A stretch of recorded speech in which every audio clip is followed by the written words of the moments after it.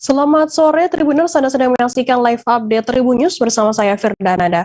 Sore ini kan kami sajikan informasi terkini dan menarik untuk Anda yang dilaporkan secara langsung oleh reporter kami di lapangan. Dan inilah live update selengkapnya. Kita ke berita pertama, saudara, kasus kecelakaan lalu lintas beruntun yang terjadi di Banjarpacung, Desa Baturiti, Kecamatan Baturiti, Tabanan, Bali, sudah menetapkan 1 orang tersangka. Agus Supriyanto, 30 tahun, asal Sidoarjo, Jawa Timur, menjadi tersangka utama dalam kecelakaan itu yang bertindak sebagai sopir. Di sisi lain, pihak kepolisian akan memanggil pihak perusahaan bus untuk bertanggung jawab atas kerusakan yang masih belum ada ganti rugi kepada korban pemilik kendaraan. Informasi lebih lengkapnya akan disampaikan oleh rekan jurnalis kami. Dari Tribun Bali ada Made Ardiangga yang akan melaporkannya. Silakan rekan Made.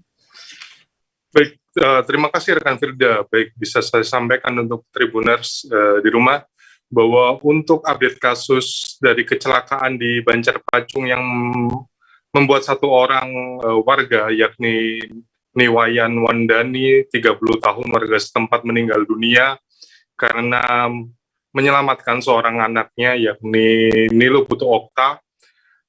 Saat ini untuk perkembangannya bahwa tersangka atau sopir bus yakni Agus Supriyanto, 30 tahun, asal Sidoarjo, sudah ditetapkan tersangka.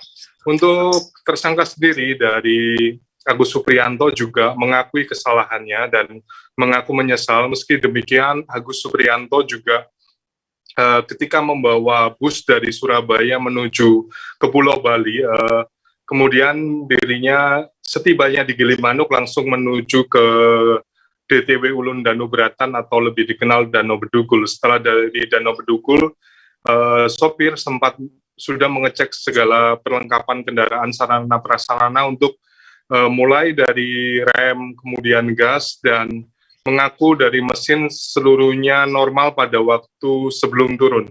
Namun ketika di lokasi kejadian ada trouble pada rem sehingga mengalami blong.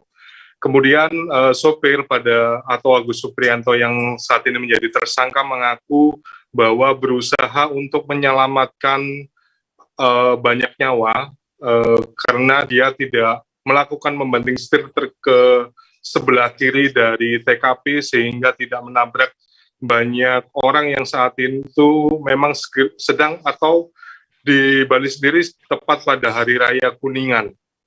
Jadi pengakuannya bahwa melakukan penabrakan atau melakukan zigzag dari mulai jalanan turunan dilakukan supaya untuk menghindari terjadinya lebih banyak korban jiwa atau memakan korban jiwa. Dan untuk perkembangan kasus sendiri saat ini Polres Tabanan sedang melakukan pemeriksaan intensif kepada beberapa saksi lainnya, terutama saat ini akan mengundang atau memanggil secara resmi ke pihak perusahaan yang berada di Pulau Jawa.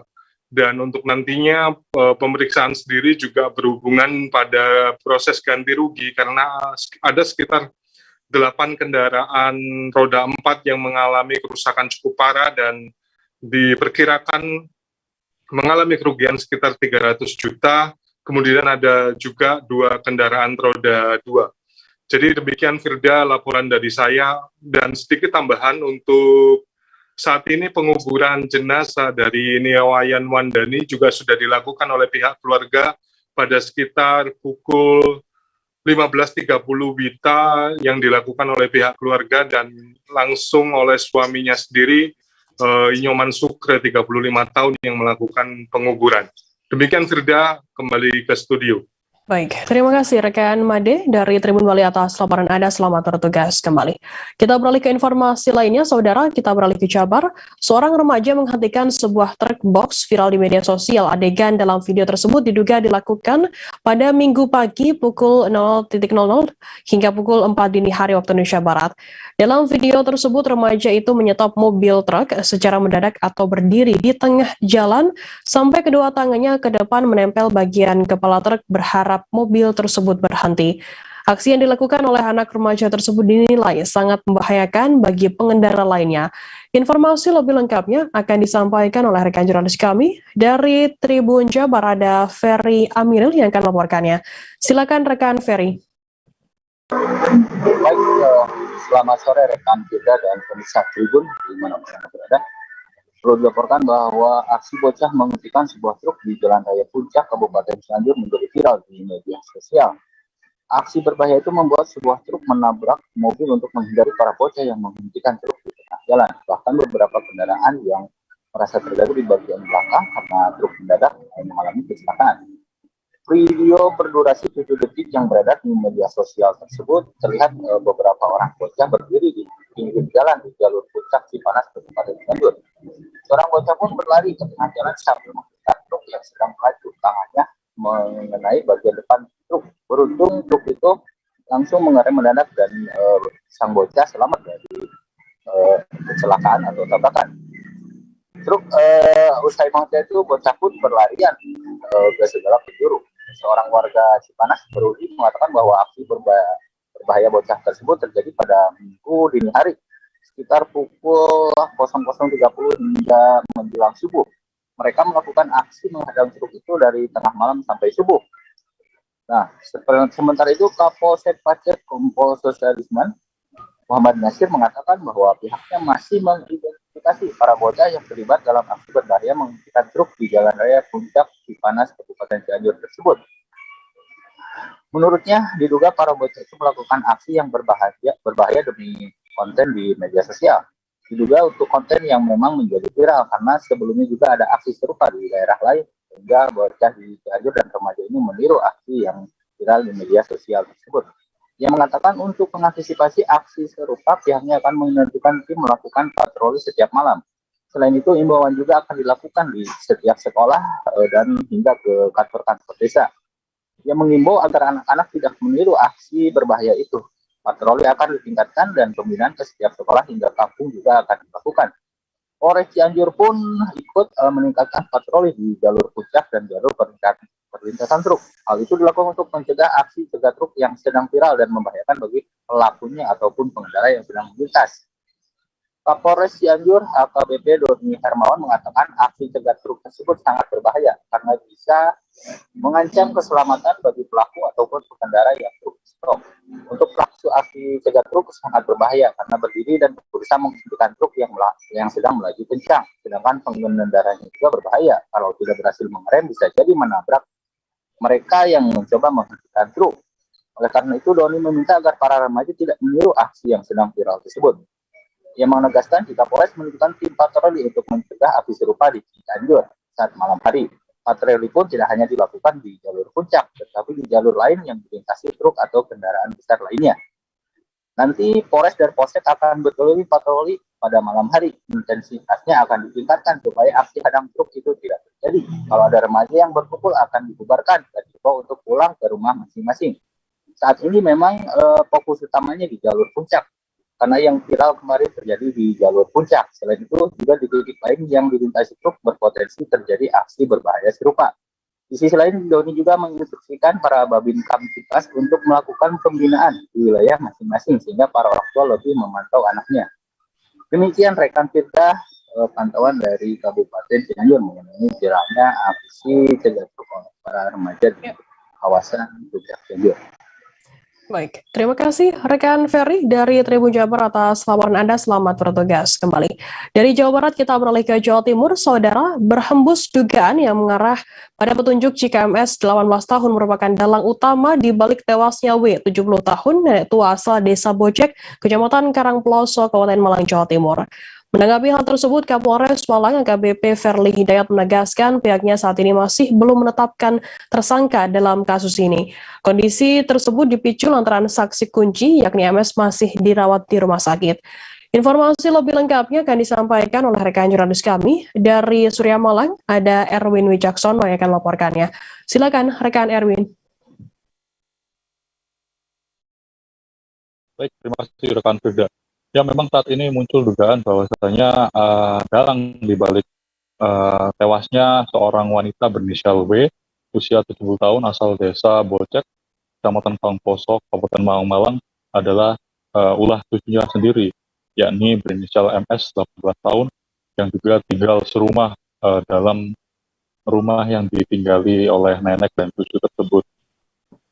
Dugaan ini muncul setelah polisi melakukan penyelidikan dan ditemukan bahwa keduanya, yakni MS dan W, pelaku nenek dan cucu, seringkali didapati oleh tetangga terlibat dalam perseteruan ataupun debat-debat yang seperti cekcok ataupun konflik-konflik di dalam keluarga tersebut, sehingga muncul dugaan bahwasanya MS sendiri adalah dalang utama dari kematian W yang tidak wajar tersebut. Nah, sampai saat ini polisi masih menunggu kesembuhan dari MS yang dirawat di Rumah Sakit Saiful Anwar Kota Malang, dan MS sendiri memang menjadi saksi kunci dalam peristiwa ini karena dia sendiri yang menyaksikan bagaimana rentetan peristiwa ditemukannya W dengan tewasnya yang sangat tidak wajar tersebut. Saat itu beberapa waktu lalu W ditemukan tergeletak di bagian dapur dengan kepala yang retak hingga dari bagian depan hingga belakang, dan diduga retaknya kepala W tersebut karena benda tumpul begitu. Dan ketika ditemukan bagian kepala dari W ini ditutupi oleh bantal, dan saksi kunci ini MS kemudian keluar dari rumah dan dia mengaku kepada tetangga sekitar bahwa dia juga mengalami kekerasan dari ditemukannya luka sayatan di bagian leher dan bagian perut begitu. Sehingga waktu itu langsung MS sendiri meminta tolong agar menolong dirinya dan nenek begitu. Dan saat ini memang polisi masih terus melakukan pendalaman dari kasus ini, dan dari pendalaman tersebut masih belum ditemukannya ataupun belum mengerucut dari penetapan tersangka sendiri, karena pemeriksaan dari MS sendiri masih tertunda karena memang kondisi kesehatannya yang dirasa belum membaik. Dan hingga kini pula polisi terus mengawasi ruangan perawatan MS yang terletak di RSA Kota Malang, dan sembari menunggu tersebut polisi terus mendalaminya dan sudah meminta keterangan dari lebih dari 8 orang saksi, termasuk suami istri dari W yang juga kerap mengunjungi rumah tersebut sebelum kejadian nahas ini terjadi begitu. Dan fakta lain yang ditemukan polisi juga bahwa tidak ada satupun barang-barang yang hilang dari rumah, termasuk beberapa barang yang mungkin diduga sebagai turut andil dalam menewaskan jasad W tersebut begitu. Begitu rekan sudah. Baik, terima kasih rekan Erwin dari Surya Malang atas laporan Anda. Selamat bertugas kembali. Dan Tribuners akan kami tampilkan wawancara dari Kapolres Malang AKBP Verly Hidayat terkait pembunuhan nenek di sana. Berikut liputannya untuk Anda. Kita duga sementara ini adalah pelaku pembunuhan neneknya. Tapi saat ini yang bersangkutan masih belum keluar dari ICU, walaupun kondisinya sudah sedikit membaik, tapi tetap dalam pengawasan yang ketat karena ada indikasi MS masih ingin melakukan upaya atau percobaan untuk bunuh diri, sehingga kita belum menetapkan yang bersangkutan sebagai tersangka karena belum bisa diambil keterangannya juga dari dokter, juga belum bisa. Namun bisa saya sampaikan bahwa saat ini kondisinya sudah semakin membaik. Tapi sekali lagi pengawasan ketat dari penyidik tetap kita lakukan. Berarti sudah sadar apa masih koma? Sudah sadar. Tapi untuk berbicara kan masih sulit karena masih pakai alat bantu akibat luka sobek di lehernya. Pengakuan untuk mengarahkan pelakunya. Gimana mau ngaku ngomong aja dulu. Ini dugaannya berdasarkan apa? Ya, ada jejak darah, kemudian alat bukti yang ada di TKP maupun beberapa keterangan saksi. Tapi sekali lagi kita belum menetapkan MS sebagai tersangka. Nanti mudah-mudahan beberapa hari ke depan kalau memang dia sudah bisa berbicara, diambil keterangan, baru kita lakukan gelar lagi untuk penetapan tersangkanya. Kalau penemuan mayat yang di Sumber Bojong, penemuan mayat masih struggle dengan upaya mencari alat bukti dan menarik ke belakang terkait dengan kronologis kejadiannya. Karena ada indikasi tempat ditemukannya mayat bukanlah tempat terjadinya tindak pidana.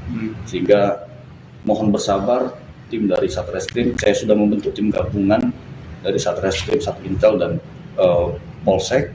Mudah-mudahan bisa segera ada titik terang. Pelaku begal bendahara PWI Musirawas ditembak oleh tim Macan Polres Lubuk Linggau. Tersangkanya yakni Asmil, 29 tahun, warga Dusun Baru, Kelurahan Air Kuti, Kecamatan Lubuk Linggau Timur 1. Tersangka disergap oleh tim Macan Polres Lubuk Linggau saat tengah menggendong anaknya pada Jumat 17 Juni pada pukul 4 sore waktu Indonesia Barat. Polisi terpaksa menembak kaki tersangka karena saat ditangkap oleh pihak kepolisian tersangka mencoba melarikan diri dan melawan ketika dilakukan pengembangan. Informasi lebih lengkapnya akan disampaikan oleh rekan jurnalis kami dari Tribun Sumsel, ada Eko Hepronis yang akan melaporkannya. Silakan rekan Eko. Baik, rekan Firda, dapat kami kabarkan dari Kota Lubuk Linggau, Sumatera Selatan. Pemirsa Tribun News dimanapun berada, aksi begal tersebut terjadi pada Sabtu malam ketika Andi Silahudin, seorang bendahara PWI Kabupaten Musirawas, maksud kami, sepulang yasinan. Ketika saat itu ia melihat lampu jalan yang mengarah ke arah rumahnya padam. Saat hendak turun menghidupkan lampu dan menghidupkan saklar, tiba-tiba dari arah samping sebelah kanannya ia dipukul oleh orang tidak dikenal sehingga bagian wajahnya luka parah. Dan sesaat itulah Andi Silahudin ini langsung berlari menyelamatkan diri. Nah, atas kejadian itu korban melaporkan kejadian tersebut ke Polres Lubuk Linggau dan menjadi atensi dari pihak kepolisian. Kurang dari 24 jam setelah melakukan penyelidikan, akhirnya tim Macan Polres Lubuk Linggau, maksud kami, berhasil mengamankan pelaku yang saat itu diketahui pelakunya adalah bernama Asmil.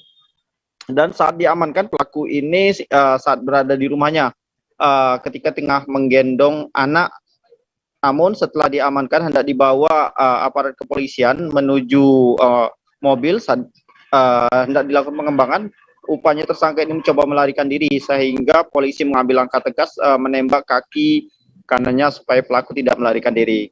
Nah, tadi pada hari Senin sekitar pukul 10.00 telah dilakukan press release oleh Polres Lubuk Linggau hasil pengakuan dari pelaku ini. Hasil pengakuannya di Polres Lubuk Linggau bahwa pelaku ini baru keluar dari rutan Kota Lubuk Linggau ataupun Lapas Talangrejo Kota Lubuk Linggau setahun yang lalu. Pelaku ini merupakan seorang residivis kasus yang sama, kasus begal, kasus pencurian, dan kasus penipuan. Ia pernah dihukum selama kurang lebih 8 tahun 6 bulan. Setelah menjalani hukuman, pelaku ini menikah dengan seorang perempuan dan melahirkan seorang anak. Namun ketika dalam perjalanan membina rumah tangga, pelaku ini berjualan maksud kami es jagung di sekitaran lapangan Taman Olahraga Kota Lubuk Linggau. Namun di tengah perjalanan karena terhimpit hutang dan juga kecanduan game slot, bahkan kecanduan sabu, dan menurut pengakuan dari tersangka ini uang hasil jual es jagung tersebut tidak memadai, maka membuat pelaku gelap mata dan berpikir bagaimana mendapatkan uang dengan cara mudah. Akhirnya pelaku ini mencoba mengulangi perbuatannya dengan cara melakukan aksi begal, dan ternyata yang dibegal tersebut adalah seorang bendahara PWI Kabupaten Musirawas yang rumahnya berada di Kota Lubuk Linggau. Dan juga pelaku mengakui bahwa uang hasil jual motor tersebut digunakannya untuk membayar hutang koperasi sebesar 800.000, kemudian sisanya 100.000 untuk membeli narkoba, dan terakhir digunakannya untuk main judi slot, dan hasilnya juga kalah. Demikian pengakuan dari tersangka, dan saat ini tersangka sudah diamankan di Polres Lubuk Linggau dan akan dilakukan pengembangan lebih lanjut. Baik. Terima kasih. Baik, terima kasih rekan Eko dari Tribun Sumsel atas laporan Anda. Selamat bertugas kembali. Dan Tribuners, akan kami tampilkan wawancara dari Kapolres Lubuk Linggau AKBP Harisandi. Berikut liputannya untuk Anda. Pelaku ini dengan pada hari Kamis tanggal 16 Juni, korban keluar rumah keluar rumah melihat lampu jalan mati, lampu jalan di perumahannya mati. Dia sempat berhenti melihat dan mengecek lampu kenapa matinya. Tiba-tiba dari belakang datanglah pelaku dengan inisial AU, ya. Dia menusuk korban dan kena di bawah pelipis mata dengan kayu, ya, yang ujungnya tajam ini, menusuk. Setelah itu korban jatuh, kemudian pelaku membawa kabur motor si korban ini, dan kemudian korban tidak sadar diri. Setelah bangun, dia minta tolong kepada masyarakat, ya, dan kemudian masyarakat datang. Korban bangun, dia melihat sepeda motornya sudah tidak ada di tempat dan dibawa kabur. Dalam waktu kurang dari 1 kali 24 jam, karena kita mengetahui dari saksi-saksi yang berada di TKP, kita langsung mengadakan penangkapan terhadap tersangka kasus 365 ini. Partai Keadilan Sejahtera atau PKS meresmikan agenda Rapat Pimpinan Nasional atau Rapimnas yang digelar pada 20 hingga 21 Juni 2022.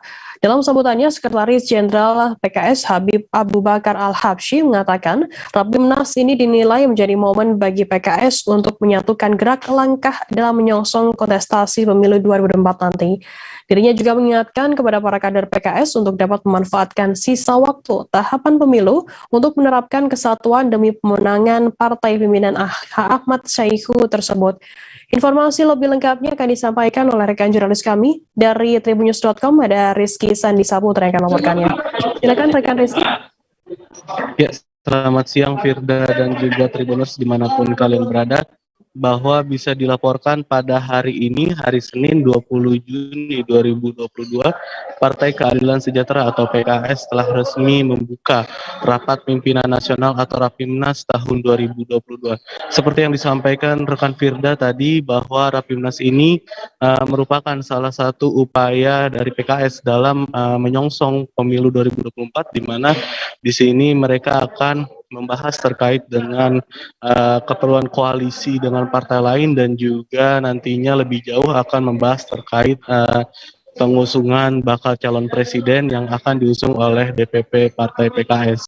Tak hanya Habib Abu di dalam sambutannya, tadi juga ada Presiden PKS yakni Ahmad Saiku. Dirinya menyatakan kalau Rapimnas ini dijadikan momentum oleh PKS untuk menegakkan jati diri PKS yang dimana tidak tergantung pada praktik partai, maksud saya politik uang, yang dimana itu dikotori oleh beberapa segelintir oligarki.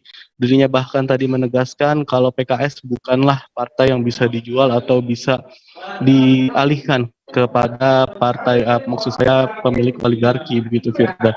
Dalam kesempatan tadi juga Ahmad Saiku menegaskan kalau pada pemilu 2024 mendatang dirinya tidak akan membentuk tim pemenangan pemilu nasional atau TPPN seperti yang dilakukan pada beberapa pemilu belakangan. Atas hal itu dirinya meminta kepada seluruh kader, terutama pimpinan Dewan Pimpinan Wilayah, Dewan Pimpinan Daerah, dan Dewan Pimpinan Pusat Partai PKS maksud saya, untuk sedianya bekerja lebih keras dalam menyongsong pemilu 2024 sehingga nantinya target memenangkan pemilu dengan menempati kursi di parlemen sebanyak 15% bisa dicapai. Sebagai informasi Firda, untuk hari pertama ini Rapimnas masih berlangsung begitu, di mana pada sore hari ini sedang berlangsung agenda dialog politik begitu dengan beberapa pakar dan juga beberapa pendiri lembaga survei. Dan pada esok hari, pada hari Selasa 21 Juni 2022, rencananya akan disampaikan beberapa sosok atau figur yang nantinya akan diusung oleh PKS, dan ini merupakan partai kedua begitu yang menggelar atau berencana untuk mengusung atau mengumumkan figur yang akan diusung dalam capres nanti setelah Partai Nasdem pada Rapimnas 2022 kemarin. Begitu Firda. Baik, terima kasih rekan Rizky dari tribunnews.com atas laporannya. Selamat bertugas kembali. Dan Tribuners, jurnalis kami tadi juga sudah menghimpun keterangan dari Presiden PKS Ahmad Syahiku. Berikut liputannya untuk Anda. Ya. Dan Pilpres 2024, hadirin sekalian yang berbahagia, menuju pemilu 2024, seluruh parpol. Ketua DPR RI Puan Maharani akan berkunjung ke Pulau Bangka pada hari ini Senin 20 Juni. Dalam kunjungan kerjanya, putri mantan Presiden RI Megawati itu akan menghadiri pembukaan operasi katarak gratis di RSUD Depati Hamzah Pangkal Pinang. Bahkan Puan akan mengunjungi Destar Point Pangkal Pinang. Informasi lebih lengkapnya terkait hal ini akan disampaikan oleh rekan jurnalis kami Dari Bangka Pos ada Cici Nasyanita yang akan melaporkannya. Silakan rekan Cici. Baik Firda dan Tribuners, saya laporkan memang hari ini ada kunjungan kerja Ketua DPR RI Puan Maharani yang tadi tiba di Bangka Belitung sekira jam 10 waktu Indonesia Barat. Dan tadi beliau langsung dijemput oleh penjabat Gubernur Kepulauan Bangka Belitung yakni Ridwan Jamaluddin di ruang VIP Bandara Depati Amir Kota Pangkal Pinang. Setelah itu, sesuai dengan rundown acara kunjungan kerja beliau, Puan Maharani langsung menuju Rumah Sakit Umum Daerah, yakni Depati Hamzah, Kota Pangkal Pinang, untuk meresmikan gedung baru atau gedung poliklinik baru rumah sakit tersebut dan juga meresmikan operasi katarak gratis yang diikuti oleh ratusan peserta. Nah, dalam kesempatan itu Puan Maharani berjanji akan membawa isu-isu atau permasalahan kesehatan di Kepulauan Bangka Belitung ke Senayan atau ke pusat. Dan juga beliau memastikan akan ada 27 dokter spesialis yang dimana harus ditempatkan di suatu rumah sakit untuk memberikan pelayanan lebih baik kepada masyarakat. Dan ini masih diupayakan dan juga banyak hal yang disampaikan dalam kunjungan kerja beliau terkait dengan kesehatan, yang dimana intinya ingin memberikan pelayanan terbaik kepada masyarakat. Kemudian sekira jam 1 waktu Indonesia Barat tadi Puan Maharani menghadiri dan membuka acara seminar Bung Karno dan Pancasila yang diikuti oleh para aktivis dan mahasiswa di gedung DPC PDI Perjuangan Provinsi Kepulauan Bangka Belitung. Dan agenda terakhir beliau melakukan penanaman pohon yang dilakukan di lahan eks tambang yakni di PLUT UMKM Provinsi Kepulauan Bangka Belitung, dan beliau juga tampak tadi didampingi oleh pejabat gubernur Ridwan Jamaluddin beserta dengan pemerintah daerah lainnya seperti Wali Kota Pangkal Pinang, kemudian ada juga Bupati Bangka Selatan Riza Herdapit tadi di lapangan.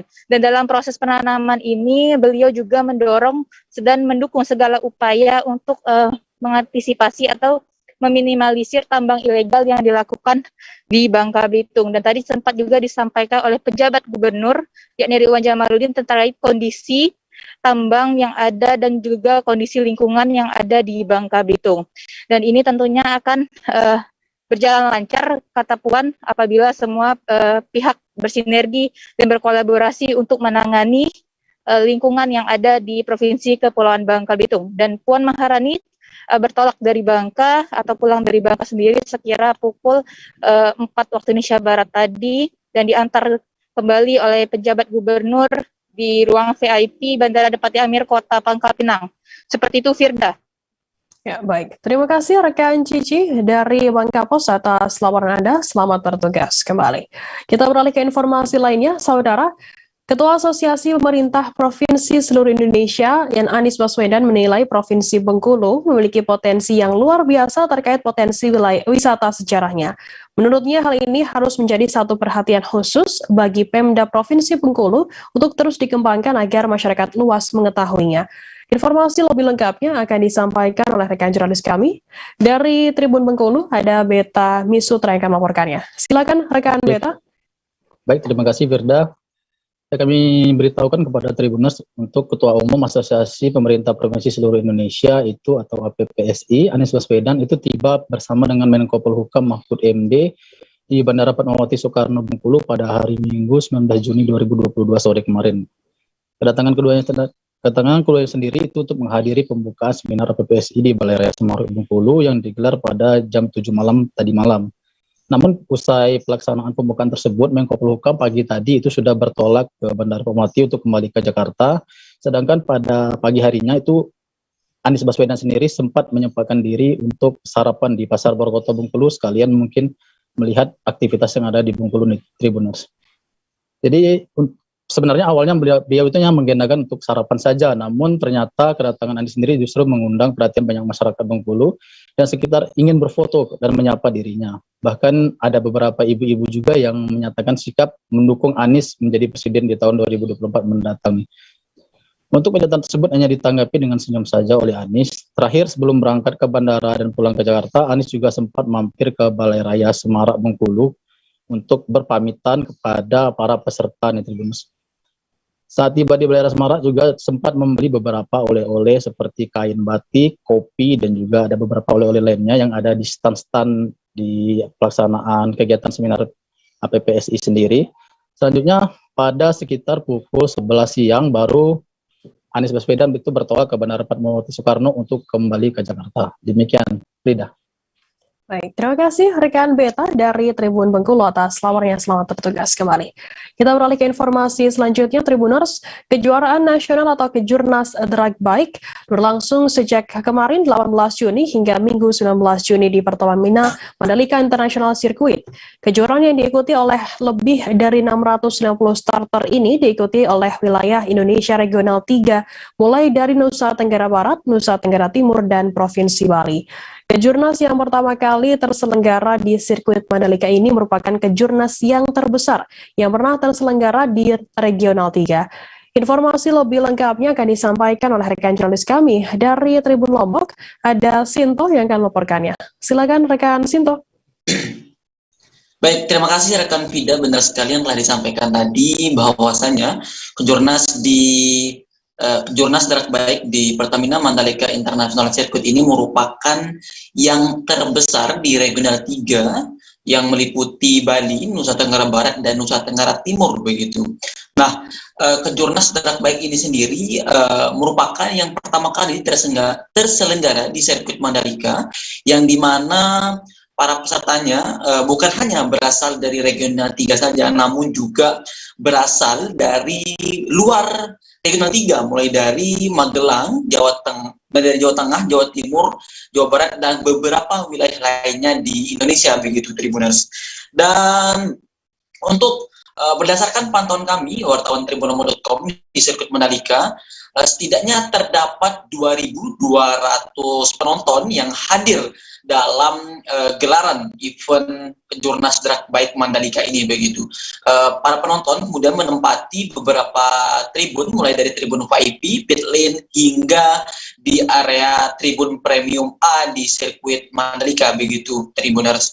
Dan kemudian dijelaskan oleh Priyandi Satria selaku Direktur Utama Mandalika Grand Prix Association mengungkapkan bahwasanya beberapa alasan kemudian Drag Bike Mandalika ini menjadi yang terbesar atau yang menjadi terbanyak starternya. Alasan pertama tentunya adalah karena event ini berada di sirkuit Mandalika, sehingga sirkuit Mandalika ini menjadi magnet bagi para pembalap untuk datang walaupun berasal dari luar Regional 3 begitu Tribuners.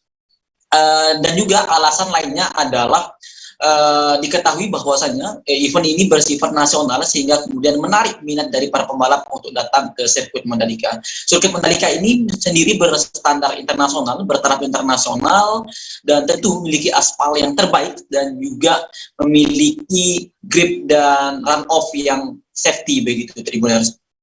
Kemudian salah satu pembalap atas nama Davadela yang berasal dari Magelang, Jawa Tengah mengungkapkan dia sendiri tidak memiliki tim, namun karena tempatnya diselenggarakan di sirkuit Mandalika, kemudian menjadikan ia datang ke sirkuit Mandalika untuk mengikuti gelaran ini. Meskipun tidak memiliki persiapan yang cukup, namun ia sendiri berhasil menjadi juara satu dalam kelas Matic 200cc di sirkuit Mandalika Tribuners.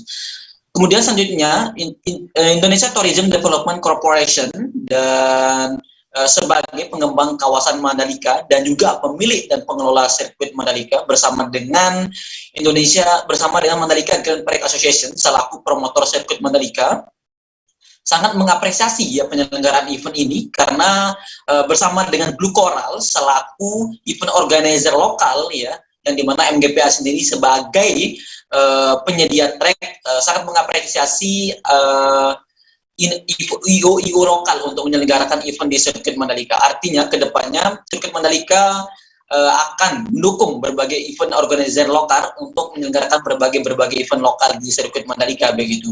Dan tentu CDC selaku pengembang di Mandalika akan menyelenggarakan event-event baik itu bersifat nasional maupun internasional dalam rangka mendukung destination sport tourism di sirkuit Mandalika. Sekian rekan Firda.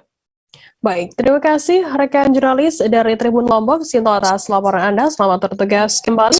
Dan Tribuners akan kami tampilkan wawancara dari Direktur Utama Mandalika Grand Prix Association, Priyandi Satria. Berikut liputannya untuk Anda. Kami bekerja sama dengan Blue Coral, selaku penyelenggara mengadakan event yang kita namakan Kejurnas Drag Race putaran 1 Region 3. Jadi Region 3 ini meliputi Bali, NTB, NTT.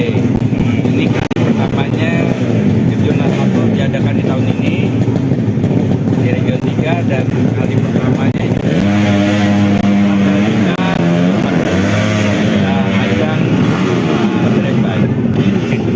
berapa peserta yang terjaring sampai tadi pagi jam 10 jam 11 waktu dibuka oleh Bapak lebih dari 650 starter. Jadi menurut pihak dari IMI NTB dan Pak Sekda ini merupakan rekor terbaik NTB selama ini. Jadi beliau sangat bersenang hati dan kami juga mendukung untuk mengadakan berbagai event drag bike, motorsport, drag race, dan tentunya kegiatan motorsport lainnya juga non 200 meter open cuman kelima, tapi udah seneng tuh, tapi ternyata yang naik cuma podium 3, tapi katanya hari ini sudah diperbaiki untuk naik lagi 1-5. Oke Mbak. Soalnya kan nasional. Oke Mbak. Perasaannya sendiri bisa memenangi kelas ini apa sih Mbak? Gimana sih? Senang banget sih, soalnya kalau di sini tuh suasananya beda, pembalap-pembalapnya tuh beda, motor-motornya juga beda, pasti perlu penyesuaian juga, jadi harus ya menyesuaikan mas, kayak lebih memahami kondisi sana. Ini balapan yang keberapa yang diikuti sana? Oh baru pertama langsung naik podium ya? Saya pertama kali di Lombok, kalau di Jawa Jawa mana deh? saya dari Magelang, Jawa Tengah. Persiapan yang dilakukan untuk Kejurnas Drag Bike ini apa sih Mbak sebelumnya? Persiapan ya kan sih mas, skating motor, tapi cuma di sirkuit aja, nggak di jalan raya karena ya pasti menyalahi kan, takutnya ada yang merugikan orang lain. Di sini juga difasilitasi untuk free practice, jadi dimanfaatkan. Raja Wali Indonesia menggelar kontes burung berkicau perdana di Nunukan, Kalimantan Utara pada Minggu 19 Juni sore. Ketua DPC Raja Wali Indonesia Cabang Nunukan, Reza Palevi, mengatakan pihaknya menggelar kontes burung berkicau dengan memperlombakan 10 jenis burung dengan 42 kelas. Bahkan kata Reza, peserta yang ikut dalam lomba tersebut bukan hanya dari Pulau Nunukan dan Sebatik saja, namun juga dari Samarinda, Bulungan, Tanjung Selor, Melinau, hingga Tarakan. Informasi lebih lengkapnya akan disampaikan oleh rekan jurnalis kami dari Tribun Kaltara, ada Febrianus Felis yang akan melaporkannya. Silakan rekan Felis. Halo rekan Anda dan Tribuners, dapat saya laporkan kembali bahwa Raja Wali Indonesia menggelar kontes burung berkicau perdana di Nunukan, Kalimantan Utara Minggu sore kemarin. Ketua DPC Raja Wali Indonesia Cabang Nunukan, Reza Palevi, mengatakan bahwa pihaknya menggelar kontes burung berkicau dengan memperlombakan 10 jenis burung dengan 42 kelas. Untuk jenis burung sendiri yang dilombakan seperti murai, cucuk hijau, kacer, godin, serindip, kapas tembak, cucuk jenggot, senari, dan beberapa lagi. Bahkan kata Reza, peserta yang ikut dalam lomba tersebut bukan hanya dari Pulau Nunukan, tapi juga Sebatik, Samarinda, Bulungan, Tanjung Selor, Melinau, dan juga Tarakan. Reza mengaku mendatangkan juri kontes burung berkicau dari luar daerah seperti Sangatta, Kutai Timur, Samarinda, Tanjung Selor, dan juga Melinau. Totalnya ada 23 juri, dan juga sebelumnya mereka juga sudah melakukan diklat terhadap 15 juri lokal Nunukan menjadi juri pada kontes burung berkicau pada ajang kontes berikutnya.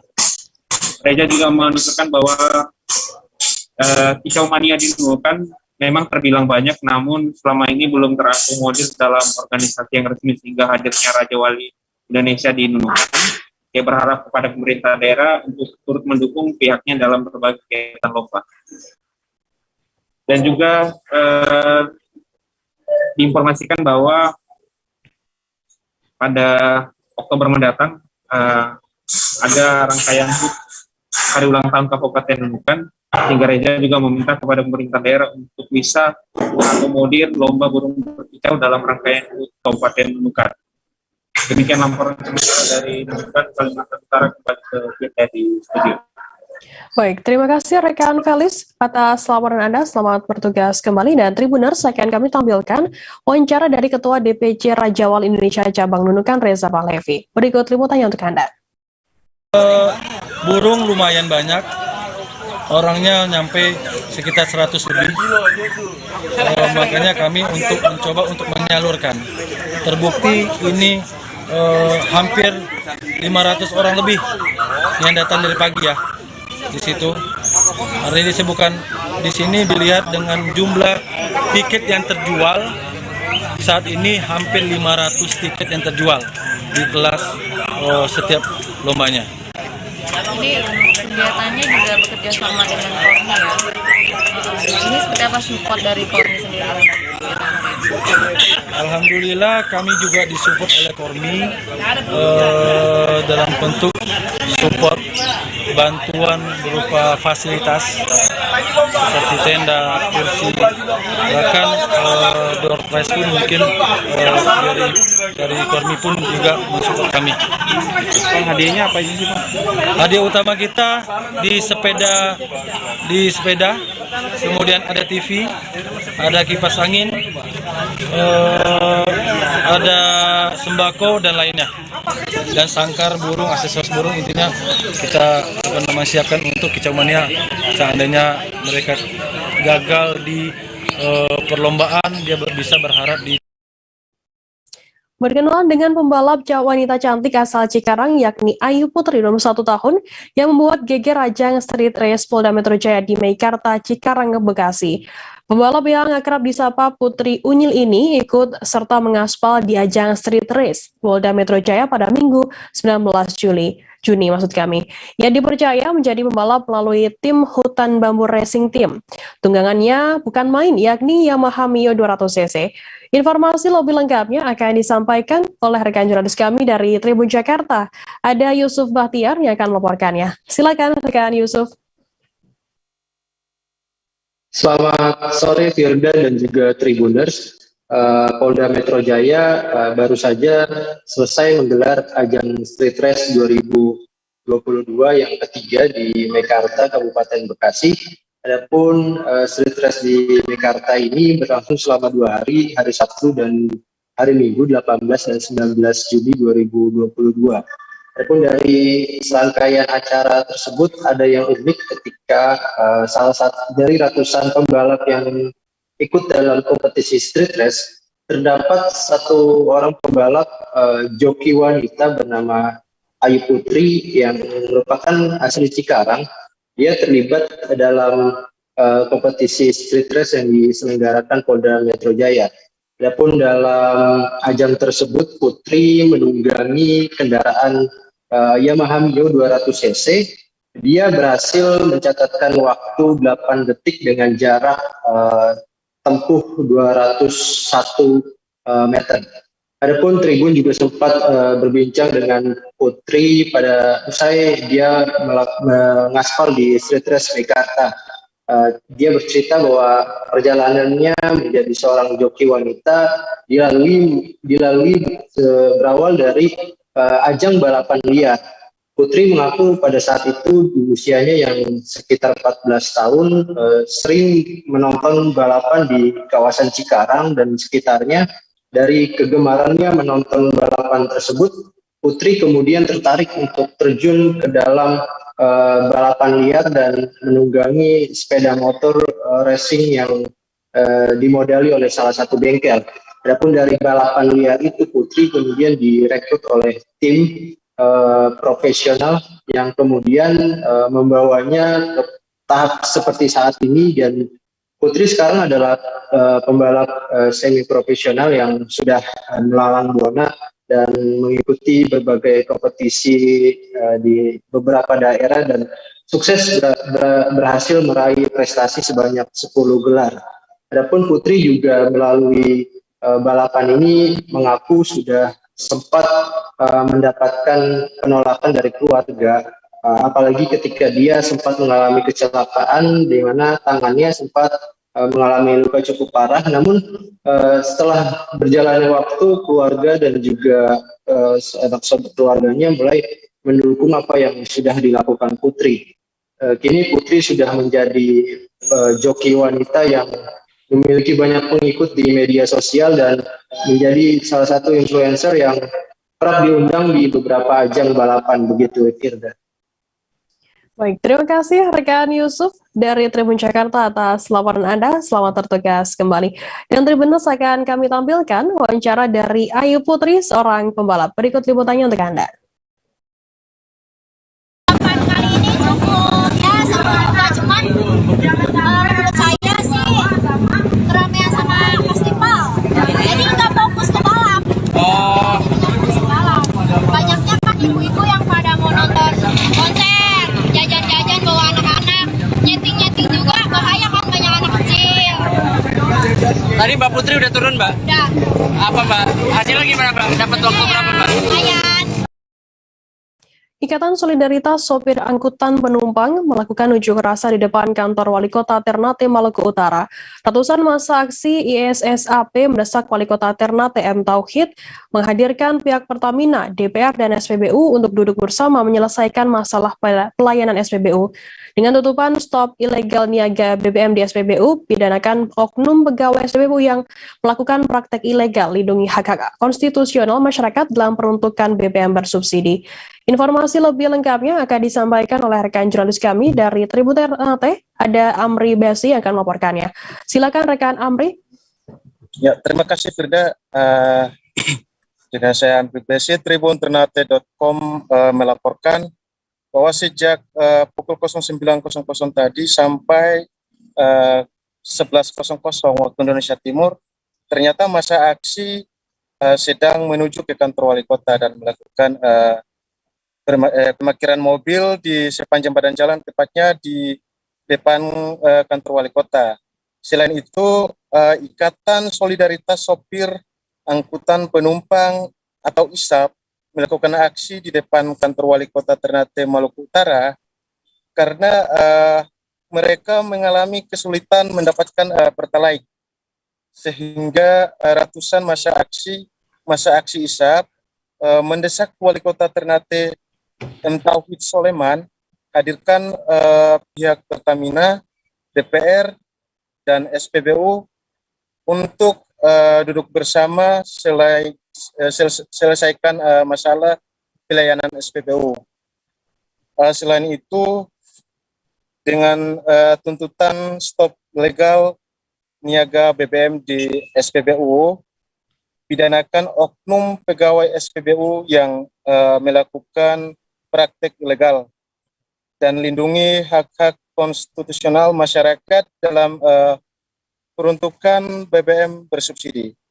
Ya, selain itu, Ketua ISAP Muhammad Eli mengatakan kepada wartawan Senin 20 Juni 2022, kewenangan terbesar di Pertamina itu hanya dua, yakni mencabut rekomendasi dan mengurangi distribusi atau stok. Selain itu, kata dia, bahkan pemerintah kota tidak bisa mengatur atau aturan mengenai Pertamina. Ya, sambil berjalannya aksi, Sekretaris Daerah Kota Ternate langsung, Yusuf Sunya langsung menghampiri para massa aksi yang berada di depan kantor wali kota Ternate ia menambahkan aspirasi teman-teman akan saya sampaikan ke Wali Kota Ternate. Ya, sekian laporan dari saya. Baik, terima kasih rekan Amri atas laporan Anda. Selamat bertugas kembali. Kita beralih ke informasi selanjutnya, Saudara. Pembukaan Liga Santri Piala KSAD 2002 di Stadion Gelora 10 November Tambak Sari, Kota Surabaya begitu antusias Senin 20 Juni. Sejumlah pejabat Forkopimda Kota Surabaya menghadiri langsung kegiatan tersebut. Pembukaan sendiri dimulai dengan iring-iringan drum band, kemudian dilanjutkan dengan pertunjukan kolosal berupa seni tari diiringi lagu dan musik tradisional. Informasi lebih lengkapnya akan disampaikan oleh rekan jurnalis kami dari surya.co.id. Ada Febrianto Ramadhani yang akan melaporkannya. Silakan rekan Febri. Baik. Jadi para pemirsa, sebelum memulai kick off pertandingan pertama antara Al-Fitrah melawan Sunan Giri II, terlebih dahulu ditandai dengan tendangan penalti yang dilakukan oleh para pejabat Forkopimda Kota Surabaya.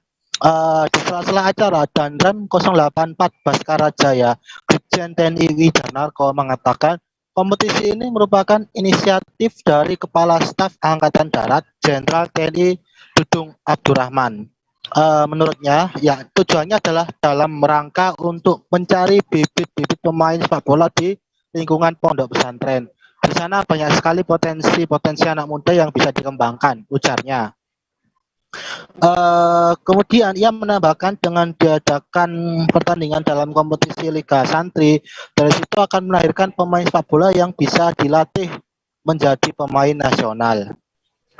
Dan juga ini kompetisi ini itu awalnya tingkat kodim dulu, kemudian tim yang akan juara itu akan bertemu di tingkat korem.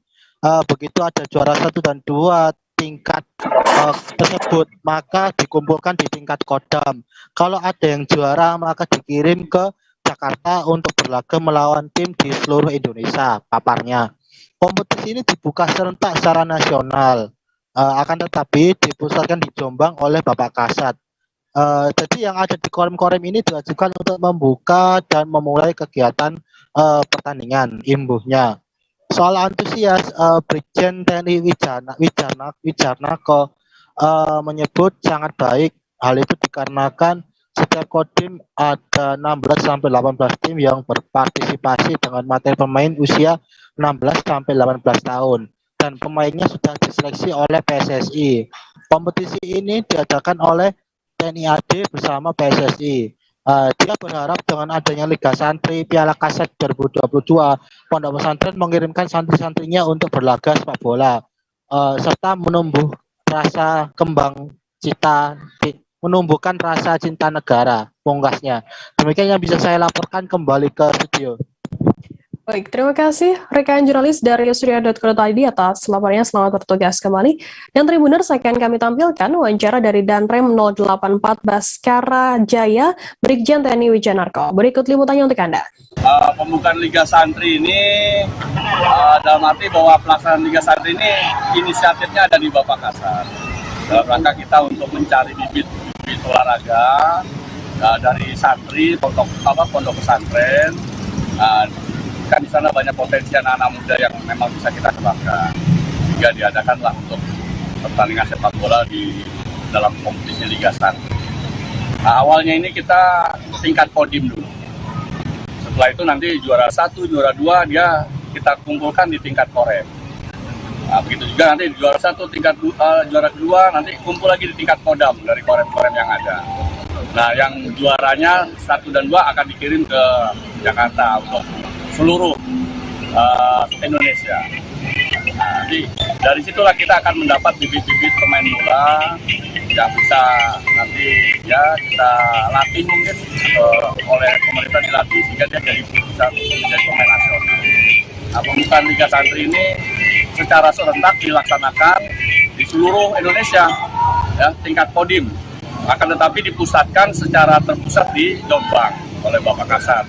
Nah, kita di korem-korem juga diwajibkan untuk memulai kegiatan pertandingan Liga Santri.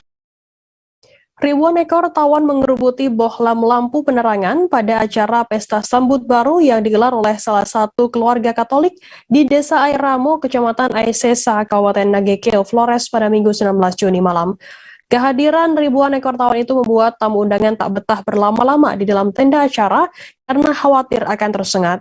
Sontak acara pesta sambut baru di keluarga itu mendadak sepi. Undangan yang hadir hanya menyempatkan bersalaman sebentar kemudian kembali pergi meninggalkan tenda acara. Informasi lebih lengkapnya akan disampaikan oleh rekan jurnalis kami dari Tribun Flores.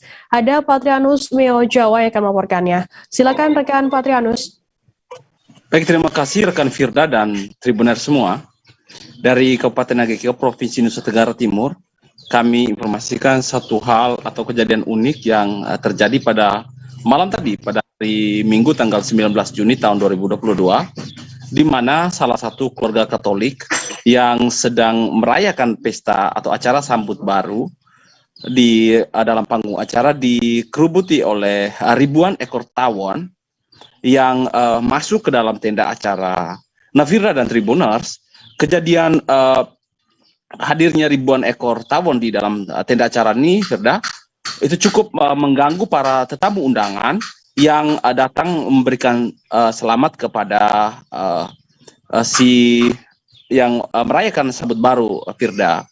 Nah, para tamu undangan ini hanya singgah sebentar ke dalam tenda acara, kemudian bersalaman, lalu kemudian segera meninggalkan tenda acara untuk menghindari sengatan tawon. Nah, Firda, dari sekian banyak sekitar 200-an peserta sambut baru yang ikut menyelenggarakan pesta sambut baru di Desa Airamo, Firda, hanya satu tenda yang mengalami kejadian di mana ribuan ekor tawon masuk ke dalam tenda dan mengganggu jalannya acara pesta sambut baru, Firda. Nah, sampai saat ini kita belum mengetahui fenomena tentang hadirnya ribuan ekor tawon di dalam tenda acara ini, Firda. Demikian, Firda, saya laporkan dari Kabupaten Nagekeo. Baik, terima kasih rekan Patrianus dari Tribun Flores atas laporannya langsung dari Nagekeo. Selamat bertugas kembali. Dan Tribuners, kita akan jeda sejenak, tetaplah di Live Update. Oke, apa kabar Bang Arif di sini untuk strateginya? Kalau saya sendiri di Jumit 37 ini yang semalam baru mulai, saya udah sebenarnya aku nggak ngerasa itu penangkapan atau penggerbegan atau apapun itu, karena gitu posisinya kriteria. Jadi kita mengenal disebut dengan stroke yang tidak berdarah dengan stroke yang berdarah. Stroke yang tidak berdarah itu biasanya ditandai dengan adanya penyumbatan. Penyumbatan di sini mungkin pikirnya tidak ke situ kali ya, tapi kalau di Korea atau di Kamboja itu ada beberapa paper yang saya itu mas, ya dulunya tukang koran. Oh gitu ya, tukang koran. Ya saya baca ya, tuh kan pernah baca kan. Ya. Jadi kalau saya jadi tangga itu udah bersyukur banget.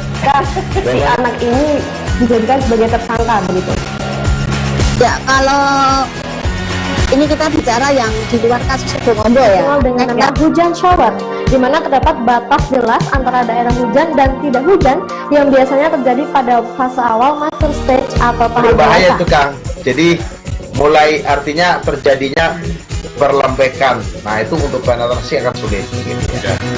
Dok saya ini, menurut saya memang tidak mudah. Bukan urusan tanah diambil. Kalau misalnya Amerika Serikat sekarang, Rasulullah mengatakan dalam sebuah hadis bahwa berpuasa di 6 hari Syawal itu. Oke, apa kabar Bang Arif di sini untuk strateginya? Kalau saya sendiri di Jumit 37 ini yang semalam baru mulai, saya udah sebenarnya aku nggak ngerasa itu penangkapan atau penggerbegan atau apapun itu, karena gitu posisinya kriteria. Jadi kita mengenal disebut dengan stroke yang tidak berdarah dengan stroke yang berdarah. Stroke yang tidak berdarah itu biasanya ditandai dengan adanya penyumbatan. Kalau itu penyumbatan di sini mungkin pikirnya tidak ke situ kali ya, tapi kalau di Korea atau di Kamboja itu ada beberapa paper yang saya itu mas, ya dulunya tukang koran. Oh gitu ya, tukang koran. Ya saya baca ya, tuh kan pernah baca kan. Ya. Jadi kalau saya jadi tangga itu udah bersyukur banget. Si anak ini dijadikan sebagai tersangka begitu. Ya kalau ini kita bicara yang di luar kasus Sibolombo ya. Dengan nama hujan shower, di mana terdapat batas jelas antara daerah hujan dan tidak hujan yang biasanya terjadi pada fase awal mature stage atau tahap berbahaya dewasa. itu Kang. Jadi mulai artinya terjadinya perlembekan. Nah itu untuk penetrasi akan sulit gitu ya. Dok, menurut saya memang tidak mudah, bukan urusan tanah diambil. Kalau misalnya Amerika Serikat sekarang, Rasulullah mengatakan dalam sebuah hadis bahwa berpuasa di 6 hari Syawal itu. Oke, apa kabar Bang Arif di sini untuk strateginya? Kalau saya sendiri di Jumit 37 ini yang semalam baru mulai, saya udah Sebenarnya aku nggak ngerasain penangkapan atau penggerebekan atau apapun itu, karena gini loh, posisinya aku Kriteria. Jadi kita mengenal disebut dengan stroke yang tidak berdarah dengan stroke yang berdarah. Stroke yang tidak berdarah itu biasanya ditandai dengan adanya penyumbatan. Kalau itu terjadi di sini mungkin pikirnya tidak ke situ kali ya, tapi kalau di Korea atau di Kamboja itu ada beberapa paper yang saya itu Mas, ya dulunya tukang koran. Oh gitu ya, Tukang koran. Ya, saya baca itu Pak. Tuh kan, pernah baca kan? Ya.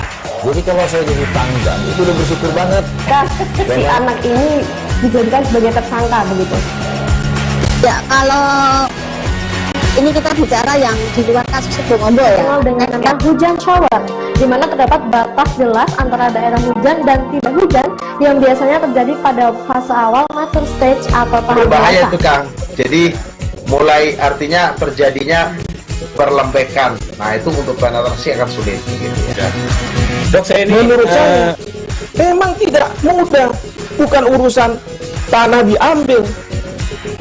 Kalau misalnya Amerika Serikat sekarang, Rasulullah mengatakan dalam sebuah hadis bahwa berpuasa di 6 hari Syawal itu.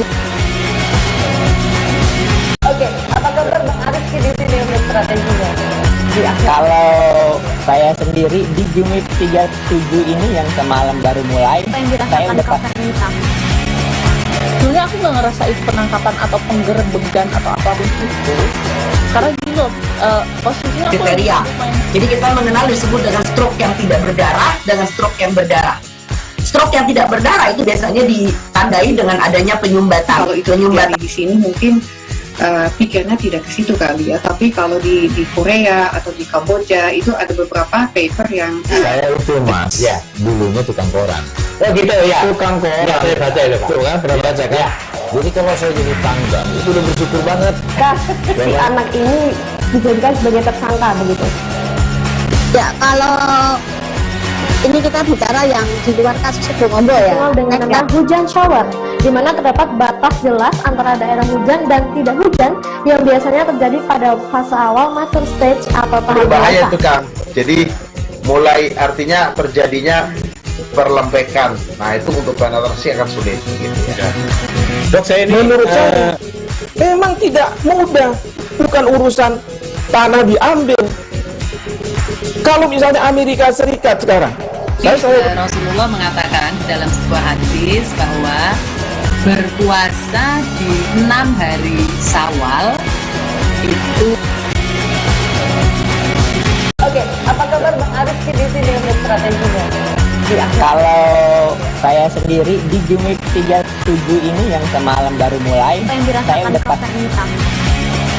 Sebenarnya aku nggak ngerasain penangkapan atau penggerebekan atau apapun itu, karena gini loh, posisinya aku Kriteria.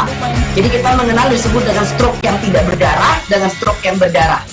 Stroke yang tidak berdarah itu biasanya ditandai dengan adanya penyumbatan. kalau itu terjadi di sini mungkin pikirnya tidak ke situ kali ya, tapi kalau di Korea atau di Kamboja itu ada beberapa paper yang Saya itu Mas, ya dulunya tukang koran. Oh gitu ya, Tukang koran. Ya, saya baca itu Pak. Tuh kan, pernah baca kan? Ya. Jadi kalau saya jadi pangdam itu udah bersyukur banget. Si anak ini dijadikan sebagai tersangka begitu. Ya, kalau ini kita bicara yang di luar kasus Situ Ngombo ya. Dengan nama hujan shower, di mana terdapat batas jelas antara daerah hujan dan tidak hujan yang biasanya terjadi pada fase awal mature stage atau tahap Berbahaya dewasa. itu Kang. Jadi mulai artinya terjadinya perlembekan. Nah itu untuk penetrasi akan sulit gitu ya. Dok, menurut saya memang tidak mudah, bukan urusan tanah diambil. Kalau misalnya Amerika Serikat sekarang, Rasulullah mengatakan dalam sebuah hadis bahwa berpuasa di 6 hari Syawal itu. Oke, apa kabar Bang Arif di sini untuk strateginya? Kalau saya sendiri di Jumit 37 ini yang semalam baru mulai, saya udah sebenarnya aku gak ngerasa itu penangkapan atau penggerbegan atau apapun itu, karena gini loh, posisinya aku kriteria. Jadi kita mengenal disebut dengan stroke yang tidak berdarah dengan stroke yang berdarah. Stroke yang tidak berdarah itu biasanya ditandai dengan adanya penyumbatan. Kalau itu terjadi di sini mungkin pikirnya tidak ke situ kali ya, tapi kalau di Korea atau di Kamboja itu ada beberapa paper yang saya itu mas, ya dulunya tukang koran. Oh gitu ya, tukang koran. Ya saya baca itu Pak. Tuh kan pernah baca kan? Ya. Jadi kalau saya jadi pangdam itu udah bersyukur banget. Si anak ini dijadikan sebagai tersangka begitu. Ya, kalau ini kita bicara yang di luar kasus Sebongombo ya. Dengan nama hujan shower, di mana terdapat batas jelas antara daerah hujan dan tidak hujan yang biasanya terjadi pada fase awal mature stage atau tahap Berbahaya dewasa. itu Kang. Jadi mulai artinya terjadinya perlembekan. Nah itu untuk penetrasi akan sulit. Gitu ya. Dok, saya ini menurut saya memang tidak mudah, bukan urusan tanah diambil. Kalau misalnya Amerika Serikat sekarang, Rasulullah mengatakan dalam sebuah hadis bahwa berpuasa di 6 hari Syawal. Terima kasih Anda masih bersama kami di Live Update. Kita beralih ke informasi selanjutnya, Saudara. Seorang perempuan paruh baya terpaksa diamankan warga lantaran diduga melakukan pencurian di rumah warga Jalan Nunyai, Raja Basa, Bandar Lampung. Aksi perempuan yang belum diketahui identitasnya tersebut terbilang cukup nekat. Pencurian dilakukan pada Sabtu 11 Juni saat pemilik rumah sedang menggelar pesta hajatan. Informasi lebih lengkapnya akan disampaikan oleh rekan jurnalis kami dari Tribun Lampung. Ada Joviter Husin yang akan melaporkannya. Silakan rekan Joviter. Baik, Firda, dapat saya sampaikan untuk aksi pencurian ini sendiri terjadi pada Sabtu 11 Juni lalu, di mana saat itu korban yang merupakan mantan PJ Bupati Lampung Timur sedang menggelar hajatan pesta pernikahan. Saat itu diduga pelaku memanfaatkan kelengahan korban yang sedang sibuk mengurus pesta tersebut, sehingga tak mengetahui bahwa pelaku yang mengenakan pakaian seolah-olah menjadi tamu undangan. Namun akhirnya berhasil dipergoki atau tanpa sengaja dipergoki oleh pemilik rumah saat sedang hendak masuk ke dalam kamar. Pemilik rumah pun kaget karena tak mengenali perempuan tersebut, sehingga akhirnya diinterogasi atau digeledah, di mana di dalam tas tersebut ditemukan sejumlah perhiasan emas dan uang tunai sekitar 8 juta. Akhirnya perempuan tersebut yang belakangan diketahui berinisial HS ini mengakui bahwa ia telah melakukan pencurian di rumah itu. Untuk saat ini tersangka HS telah diproses secara hukum di Polsek Daton. Nah, dari keterangan aparat kepolisian diketahui juga bahwa HS ini sendiri merupakan spesialis pencurian di pesta pernikahan. Adapun juga di tahun 2014 HS pernah dipidana selama 6 bulan atas kasus yang sama. Untuk saat ini proses pemeriksaan masih dilakukan oleh Polsek Daton untuk selanjutnya dilimpahkan ke pihak kejaksaan. Demikian, Firda. Baik, terima kasih rekan Joviter atas laporan Anda. Selamat bertugas kembali, dan Tribuners akan kami tampilkan wawancara yang tadi sudah diimbun oleh rekan Joviter dari pemilik rumah bernama Tauhidi. Berikut liputannya untuk Anda. Nah, saya langsung ke kamar mandi untuk ambil wudhu. Nah, antara tempat tidur saya ini, kamar saya dengan wudhu, tempat wudhu saya ini kan ada penyekat, ada pembatas kan, ada kamar, ada pintu lagi. Nah, setelah saya ngambil wudhu, saya kembali lagi ke tempat kamar tengah, tempat saya di kamar saya untuk sholat. Lalu ada ibu-ibu satu, dia kaget ke saya, katanya, bapak, kata ibu itu. Oh iya, saya bilang, siapa ya? Oh enggak, kata dia, langsung dia pergi. Nah, saya dalam pikiran saya waktu itu, ini keluarga saya atau tadi WO yang sering ngerias dan sebagainya. Pikir saya nggak terlalu ada perasaan curiga, tapi saya nggak terlalu mendalam curiga saya. Saya langsung ingin melanjutkan sholat zuhur. Nah, ketika saya ingin sholat itu Saya yang nomor 2 tadi, yang perempuan yang lagi tidur ke anaknya tadi datang menanyakan saya, "Pi, siapa yang masuk kamar papi tadi?" Dia bilang. Nah, saya nggak tahu siapa orang itu, saya bilang kayak gitu kan, kata anak saya tadi. Nah, rupanya anak saya langsung berbalik lagi pulang, dia cari orang yang masuk kamar saya tadi, dapat dan pas dengan ditaruh di tengah-tengah taruh sini. Coba dipegang dulu, katanya sama panitia orang yang ada sini, pegang dulu ibu itu, suruh dia masuk ke dalam lagi. Dia agak curiga, begitu dibawa ke dalam ruang saya, kamar di ruang tengah rumah saya itu, ditumpahkanlah tas ibu itu, maka adalah gelang menantu saya, ada uang ya sekitar 8 juta kalau keterangan saya uang data, ternyata dihitung itu 7 juta lebih barang bukti di polisi ya. Pekan Raya Minahasa Utara atau Minut di kawasan JG Center Jalan Soekarno Kabupaten Minahasa Utara terus menghadirkan hal spektakuler yang menghibur warga Minahasa Utara. Pada Sabtu 19 Juni malam berlangsung pesta kembang api. Langit pun menjadi meriah bertabur warna-warni. Informasi lebih lengkapnya akan disampaikan oleh rekan jurnalis kami dari Tribun Manado, ada Arthur Rompis yang akan melaporkannya. Silakan rekan Arthur. Ya, selamat sore Firda dan juga Tribuners. Jadi di Center di Kabupaten Minahasa selama tanggal 1 hingga berlangsung pekan Utara. Jadi kegiatan itu dilaksanakan juga untuk memperingati bulan Bung Karno yang jaga Minahasa Utara dihibur oleh berbagai macam suguhan wahana, kemudian ada UMKM, kuliner, juga di situ ada pagelaran seni dan budaya, dan juga ada modern seperti game online dan dance. Jadi kegiatan tersebut ditutup pada tanggal 19 Juni dan sehari sebelumnya digelar pesta kembang api yang sangat meriah. Jadi pesta kembang api tersebut menghadirkan puluhan warga yang menyaksikan pagelaran itu dengan sangat antusias, dan warga berharap agar Pekan Raya Minahasa Utara ini kembali digelar pada tahun depan dan menjadi event tahunan karena memberikan hiburan bagi warga dan juga di satu sisi menggerakkan ekonomi masyarakat yang ada di Minahasa Utara. Jadi UMKM yang ada di stand di Pekan Raya tersebut menang peroleh cuan yang cukup besar. Jadi ini event yang sangat dirindukan oleh warga Minahasa Utara. Demikian. Ya, baik.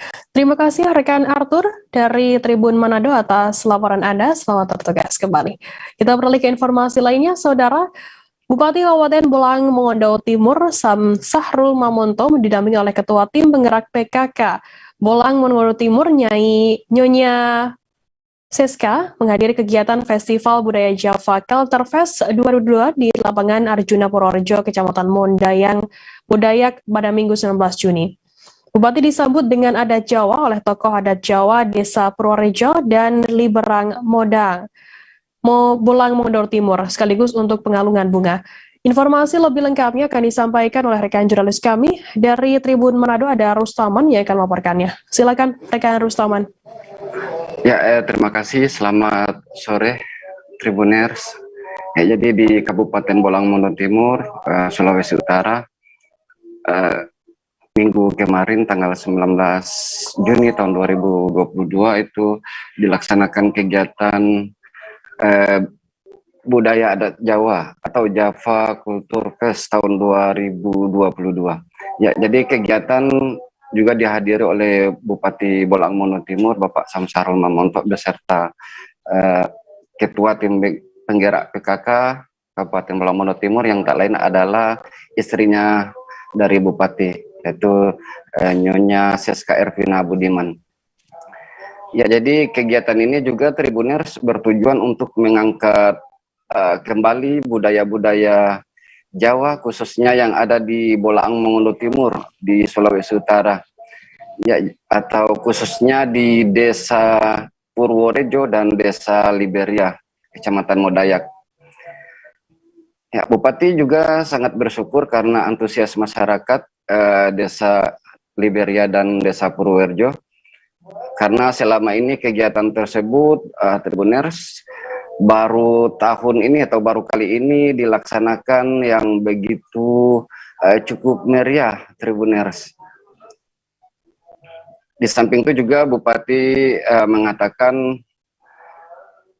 bahwa Pemda Boltim bisa membuktikan kalau dengan kegiatan ini orang Jawa yang ada di Desa Liberia dan Desa Purworejo itu bisa disatukan melalui adat dan budaya. Ya, Tribuners, kegiatannya juga menurut atau kata Bupati akan terus dilaksanakan biar anak-anak atau cucu kita yang ada di kedua desa tersebut itu ternyata bisa mengetahui asal usul baik itu pakaian adat, kemudian budaya dan asal usul kita.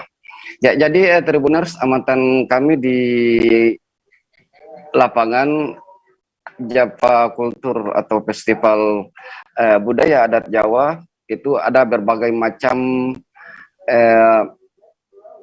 adat atau pertunjukan yang dipertontonkan Tribuners. Itu ada mulai dari pakaian adat, kemudian ada alunan musik gamelan, ada juga tarian seperti ada tarian Hanuman, kemudian ada kuda lumping juga Tribuners, kemudian ada pencak silat dan tradisi jembulan. Kemudian kami tambahkan juga Tribuners, Bupati Kabupaten Bolang Mongondo Timur juga berpesan dengan menghormati budaya kita, maka akan semakin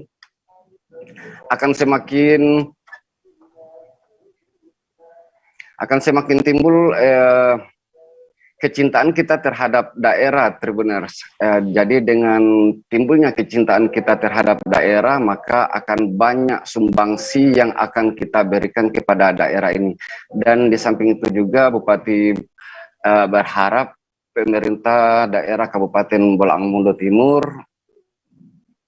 agar masyarakat bisa berperan aktif untuk membantu pemerintah dengan caranya seperti mulai melestarikan budaya-budaya yang ada di Bolang Mongondo Timur. Ya, Tribuners, juga kami tambahkan sedikit. Jadi orang Jawa yang ada di urut sejarah itu masuk pada tahun 1909 sampai dengan 1928. Jadi orang Jawa yang ada di Bolang Mongondo Timur atau waktu itu Bolang Mongondo Timur belum mekar, masih wilayah Bolang Mongondo Raya, itu suku Jawa yang ada di Boltim dibawa oleh Belanda pada waktu itu Tribuners. Jadi suku Jawa diperintahkan untuk menanam kopi pada waktu itu di wilayah Desa Purworejo dan Desa Liberia. Ya, jadi di samping menanam kopi ada juga masyarakat disuruh untuk menambang di beberapa titik, ada yang di Desa Lanut, juga ada di Desa Tobongon dan lokasi Mintuk Desa Atoga. Ya, jadi pada saat mereka sudah menanam kopi, mereka ingin kembali ke kampung halaman mereka. Hanya saja Tribuners pada waktu itu orang Belanda ini sudah bangkrut sehingga tidak bisa memulangkan kembali orang Jawa untuk ke kampung halamannya, sehingga orang Belanda tersebut sudah kopi yang orang Jawa ini tanam Tribuners itu sudah dikasih kepada mereka, sehingga orang Jawa yang ada di kedua desa ini sudah menetap dan mendiami di Bolang Mongondo Timur sekarang Tribuners. Oke, terima kasih itu laporan dari saya dari Bolang Mongondo Timur. Saya Rustam Paputungan melaporkan. Baik, terima kasih rekan Rustaman dari Tribun Manado atas laporan Anda. Selamat bertugas kembali. Kita beralih ke informasi lainnya, Saudara. Kecelakaan lalu lintas terjadi di Jalan Trans Maumere, Larantuka, tepatnya di Desa Waiara, Kecamatan Kiwapante, Kabupaten Sika pada Minggu 19 Juni malam. Laka lantas terjadi antara sebuah mobil Suzuki R3 berwarna merah dan sebuah motor Yamaha Vision berwarna merah. Keduanya diketahui tak memiliki nomor plat kendaraan. Informasi lebih lengkapnya akan disampaikan oleh rekan jurnalis kami dari Tribun Flores. Ada Arnold Willianto yang akan melaporkannya. Silakan rekan Arnold. Ya, baik Firda dan juga Tribuners dimanapun Anda berada. Saya laporkan dari Kabupaten Sika, Flores, Nusa Tenggara Timur. Memang benar Firda dan juga Tribuners, laka lantas terjadi di dua tempat di Kota Maumere. Tepatnya pada malam pesta komunis suci pertama ratusan anak-anak di Kota Maumere, Kabupaten Sika, di mana kejadian pada malam itu memang ada dua lokasi. Yang pertama di Desa Waiara, Kecamatan Kiwapante. Itu terjadi pada Minggu 19 Juni malam, di mana salah satu motor Vision diduga hilang kendali setelah bersenggolan dengan sebuah mobil R3, di mana korban pengemudi motor tersebut mengalami sejumlah luka dan patah tulang dan sempat dilarikan ke rumah sakit umum Kiwapante, namun korban mengalami luka serius dan dirujuk ke rumah sakit umum RSUD Tijihles Maumere.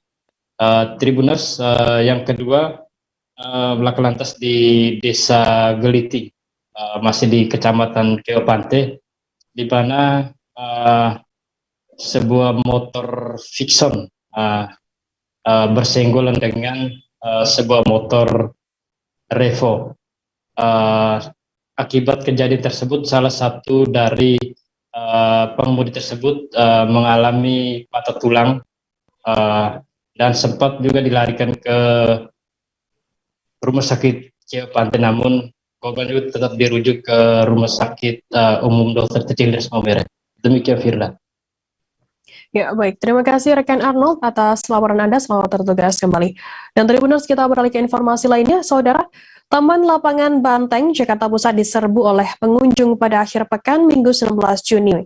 Bukan tanpa alasan, ribuan warga berkumpul memadati kawasan Taman Lapangan Banteng untuk menyaksikan pertunjukan air mancur menari yang kembali digelar. Setelah 2 tahun ditiadakan, pertunjukan air mancur menari di Taman Lapangan Banteng, Jakarta Pusat kembali digelar setiap akhir pekannya. Informasi lebih lengkapnya akan disampaikan oleh rekan jurnalis kami dari Tribun Jakarta. Ada Pebi Adeliana yang akan melaporkannya. Silakan rekan Pebi. Iya, Firda, terima kasih. Air mancur menari di Taman Lapangan Banteng, Jakarta Pusat kembali digelar setelah 2 tahun ditiadakan karena pandemi COVID-19. Nah, Tribuners, tentunya hal ini juga memancing perhatian dari masyarakat yang ada di Jakarta. Dapat saya laporkan pada hari Minggu, tanggal 19 Juni 2022 kemarin, atau tepatnya pada tadi malam, begitu, antusias masyarakat sendiri bisa dilihat begitu tinggi untuk menyaksikan air mancur menari yang digelar di Taman Lapangan Banteng ini. Menurut pantauan kami di lokasi, suasana Taman Lapangan Banteng sendiri sudah cukup ramai oleh pengunjung sejak sore hari sekitar pukul jam 5 sore, begitu maksud saya. Nah, mulai dari jam 5 sore masyarakat sudah mulai berdatangan dan memadati kawasan sekitar kolam yang ada di tengah-tengah Taman Lapangan Banteng tersebut. Nah, tentunya ribuan orang tersebut juga memadati tribun yang ada di pinggiran kolam untuk menantikan pertunjukan air mancur menari yang akan digelar. Tentunya untuk pertunjukan air mancur menari ini digelar setiap akhir pekan, yaitu di hari Sabtu dan juga hari Minggu sebanyak 3 sesi setiap hari. Setiap berlangsung, begitu, diantaranya di pukul 18.30 waktu Indonesia Barat, kemudian ada di pukul 19.30 waktu Indonesia Barat untuk show yang kedua, dan juga yang terakhir di pukul 20:15 waktu Indonesia Barat. Nah, selain itu Tribuners, bisa saya sampaikan bahwa selain antusiasme yang cukup tinggi karena memang Air Mancur Menari ini digelar baru kali ini setelah 2 tahun vakum, mereka juga sekaligus melepas kerinduan karena memang selama ini banyak aktivitas-aktivitas yang dibatasi akibat pandemi COVID-19. Oleh sebab itu berbagai acara yang kemudian kembali digelar oleh pemerintah disambut oleh masyarakat sendiri dengan penuh sukacita begitu. Nah, pada suasana tadi malam sendiri nih untuk pergelaran Air Mancur Menari di Taman Lapangan Banteng sendiri memang bisa dilaporkan bahwa masyarakat begitu bersemangat dan juga menyambut dengan teriakan serta tepuk tangan ketika lantunan lagu-lagu nasional diputarkan untuk mengiringi pertunjukan Air Mancur Menari tersebut. Nah, jadi untuk pertunjukan sendiri ini digelar setiap pukul jam 18.30, 19.30 dan juga jam 20.15 waktu Indonesia Barat dengan durasi sekitar 15 menit, di mana Air Mancur di Taman Lapangan Banteng sendiri akan beratraksi begitu diiringi dengan lantunan lagu-lagu nasional dan juga lampu-lampu berwarna-warni. Nah, untuk menikmati pertunjukan ini, Tribuners bisa datang ke Taman Lapangan Banteng sendiri di hari Sabtu dan Minggu seperti yang tadi saya sampaikan, dan juga bisa menikmatinya secara gratis ya, tanpa adanya biaya tiket masuk. Nah, namun selain itu juga ada beberapa imbauan dari petugas dan juga pengelola di Taman Lapangan Banteng sendiri, tentunya salah satunya agar tidak mendekat ke area air mancur ketika pertunjukan sedang berlangsung.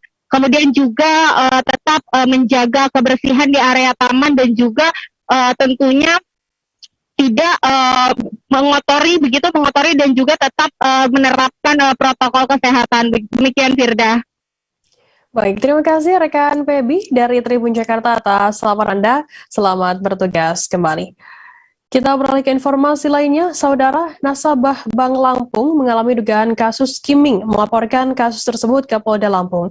Jumlah uang nasabah yang hilang mencapai miliaran rupiah. Di Reskrimsus Polda Lampung, Kombes Ari Rahmat Nafarin mengatakan, saat ini total nasabah yang mengalami skimming dilaporkan sebanyak 47 orang. Ari mengatakan sebagian dilaporkan oleh pihak Bank Lampung, namun sebagian yang lain melapor secara pribadi.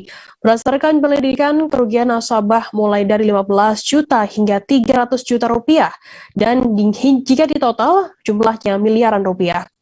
Dari hasil penyelidikan sementara, skimming tersebut bukan jaringan, melainkan dilakukan oleh perorangan. Modusnya dengan memasang kamera tersembunyi di bagian penutup keypad mesin ATM. Selesai mendapatkan PIN ATM, pelaku mencari nomor rekening korban dan mendapatkan database nasabah. Ari mengatakan dari hasil penyelidikan saat ini ada 2 ATM di Lampung yang sudah terlacak. Pelaku skimming mengincar gerai ATM yang dimiliki oleh bank dengan respons yang lambat atas kerusakan atau sebuah permasalahan, sehingga tenggat waktu tersebut bisa dimanfaatkan pelaku untuk melakukan kejahatan. Ari mengimbau untuk meminimalisasi atau mencegah terjadinya skimming, masyarakat diharapkan memeriksa terlebih dahulu mesin ATM yang hendak digunakan. Caranya dengan diraba di bagian atas penutupnya.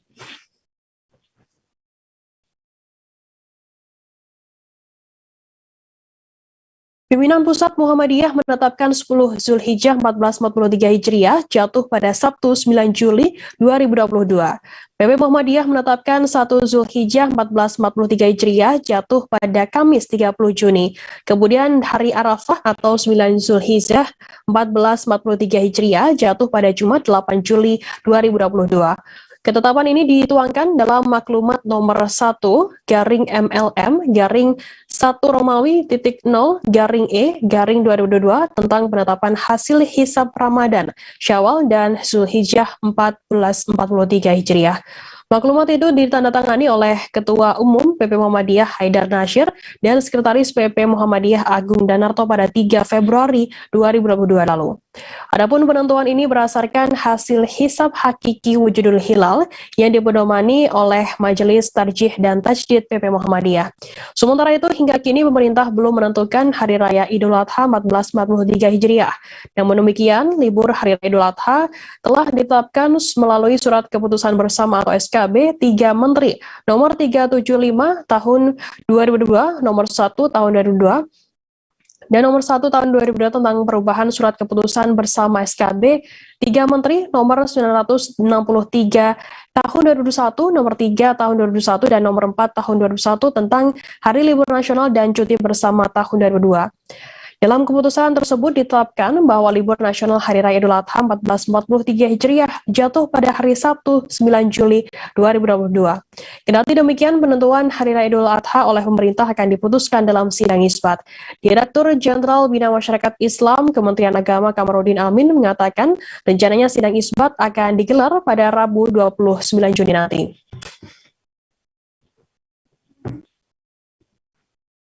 Polres Metro Jakarta Selatan membongkar pesta bertajuk Bungkus Naik di sebuah tempat spa di kawasan Wijaya, Jakarta Selatan pada Senin 20 Juni. Kasat Reskrim Polres Metro Jakarta Selatan AKBP Ridwan Soplanit mengatakan pesta tersebut digelar berbalut praktik prostitusi. Dari hasil pemeriksaan tersangka, kata bungkus merupakan aksi hubungan seksual. Pesta berbalut prostitusi ini direncananya digelar pada 24 Juni nanti. Ridwan mengatakan saat ini pihaknya sudah menetapkan 5 tersangka dalam kasus tersebut. Dari pemeriksaan sementara acara itu sudah digelar selama 2 kali. Ridwan mengatakan dari 5 orang yang ditangkap memiliki perannya masing-masing. Ada yang merancang, mempromosikan, hingga mengunggahnya ke media sosial hingga tersebar di seluruh media. Ridwan mengatakan kelima orang tersebut merupakan orang yang bekerja di tempat spa itu. Kini kelima tersangka dijerat dengan pasal 27 dan pasal 45 Undang-Undang ITE serta Undang-Undang Pornografi. Para tersangka kini telah dilakukan penahanan di Mapolres Metro Jakarta Selatan. Sebelumnya, jagat maya dihebohkan dengan beredarnya sebuah poster acara bertajuk Bungkus Naik Vol 2. Acara itu diselenggarakan oleh sebuah grup hiburan malam bernama Urbanika. Dalam poster tersebut tertulis event itu digelar di sebuah panti pijat di kawasan Wijaya, Jakarta Selatan pada 24 Juni nanti. Tema dan konsep acara itu berupa disco dengan menampilkan foto wanita seksi di dalamnya. Acara ini juga memuat kata-kata atau jargon promosi bernada sensual, diantaranya yakni Beyond Your Wildness Sexpedition. Lansir dari postingan akun Ivan Hamilton Urbanika di Instagram pada Jumat 17 Juni lalu, acara itu mematok biaya untuk mendapatkan benefit sejumlah fasilitas. Meski event ini gratis, dalam poster itu tiap pengunjung yang berminat mendapatkan fasilitas lebih dikenakan charge sebesar Rp250.000. Namun belum diketahui benefit atau fasilitas apa yang didapat dari biaya tersebut. Tak hanya itu, terdapat jargon promosi bermuatan sensualitas lainnya dalam postingan tersebut. Kita beralih ke informasi lainnya, Saudara. Aksi perampokan terjadi di kantor Dinas Pendidikan atau Distrik Kabupaten Tasikmalaya pada Senin 20 Juni dini hari. Kepala Distrik Kabupaten Tasikmalaya Iin Aminuddin menyebutkan aksi curas tersebut terjadi sekitar pukul 2 dini hari. Iin mengatakan ada 3 orang yang sempat disekap oleh perampok. Ketiganya merupakan 2 orang satpam dan satunya merupakan seorang office boy. Keterangan yang dihimpun di lokasi, sejumlah pelaku mendatangi kantor Disdik dan langsung melakukan penyekapan 3 petugas yang ada di dalam kantor. Para pelaku kemudian mencari brankas dan sempat menjebolnya, namun belum diketahui apakah yang ada di dalam brankas tersebut berhasil diambil oleh pelaku. Kasat Reskrim Polres Tasikmalaya AKP Dian Purnomo mengatakan setelah melakukan aksinya, kawanan lalu pergi meninggalkan 3 petugas yang masih disekap. Sempat beredar pula video yang memperlihatkan satpam dan OB kantor Distrik Kabupaten Tasikmalaya disekap. Dalam video berdurasi 11 detik tersebut memperlihatkan 2 orang terlungkup di lantai dengan kaki terikat. Kemudian terlihat seorang petugas lain berwarna kaos biru berupaya membuka ikatan tali kedua korban dengan menggunakan pisau.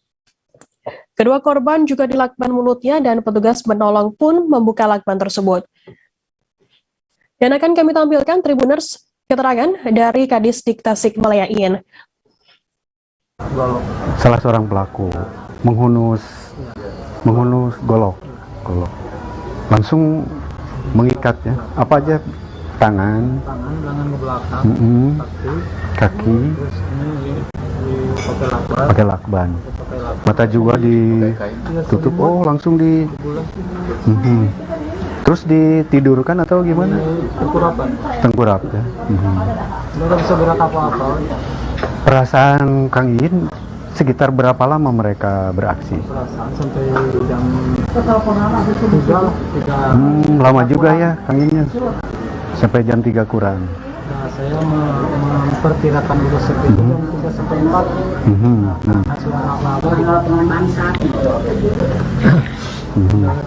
Suara apa-apa, saya berusaha ingin melepaskan ini, soalnya di bawah takut ada yang kena gitu. Mau menolongin, saya berusaha. Teman-teman ya. Saya lompat ke jendela. Itu gimana prosesnya Kang Iin bisa bebas dari? Pakai gunting. Oh gitu. Awalnya yang lepas apanya dulu? Tangan dulu. Tangan dulu. Terus lompat ke jendela. Keluar katanya ya, keluar. Lompat pagar di depan. Gedor-gedor itu security yang di PUPR. Pertolongan. Saat itu para pelaku udah ini. Udah nggak ada. Ya. Pertolongan, bangun lalu diantar ke sini. Pas mau masuk depan udah terkunci. Jalanan di Kota Solo belakangan diwarnai kemunculan spanduk Puan Maharani bersama Wali Kota Solo Gibran Rakabuming Raka. Spanduk yang terpampang di Jalan RM Said itu bertuliskan Puan bersama Gibran dari Solo Raya untuk Indonesia. Bahkan keduanya disingkat dengan PUBG atau PUBG, di mana singkatan Puan bersama Gibran. Di sisi sebelah kanan juga terpajang foto Puan mengenakan baju merah dan foto Gibran mengenakan kemeja putih. Di bawah tulisan tersebut bertuliskan salah satu pendukung Jokowi yang memasang, yakni Projo. Salah satu linmas yang bekerja di Kelurahan Ketelan, Nimo 45 tahun, mengatakan spanduk tersebut baru tadi pagi terpasang, yakni pada Senin 20 Juni. Nimo mengaku melihat spanduk tersebut tadi pagi sekitar pukul 6 pagi. Sementara itu, DPC Projo Solo buka suara terkait adanya spanduk Gibran dan Puan tersebut. DPC Projo Solo ternyata tak mengetahui siapa yang membuat lalu memasang spanduk di Jalan RM Said yang bertuliskan Puan bersama Gibran dari Solo Raya untuk Indonesia. Projo Kota Solo membantah telah memasang spanduk dukungan untuk Puan dan Gibran maju sebagai presiden dan wakil presiden. Ketua DPC Projo Kota Solo Tego Widarti mengaku tidak mengetahui siapa yang memasang spanduk tersebut yang juga terdapat lambang Projo. Wiwin menyebut dua spanduk yang terpampang merupakan selebaran hitam karena sudah mengatasnamakan Projo. Bahkan dirinya juga sudah mengonfirmasi ke daerah setempat bahwa mereka tidak tahu siapa yang memasang. Ia mengaku bahwa selama ini untuk mendukung pihaknya mengikuti instruksi pusat dan Dewan Pembina yakni Jokowi. Pihaknya mengaku keberatan dengan adanya spanduk yang terpampang di jalanan Kota Solo dengan nama Projo. Soal adanya kemungkinan DPC Projo Kota Solo terbelah, Wiwin memastikan hal itu tidak akan terjadi. Ia pun menegaskan jika di Solo hanya ada satu Projo saja. Pihaknya akan melakukan klarifikasi kepada yang memasang spanduk tersebut.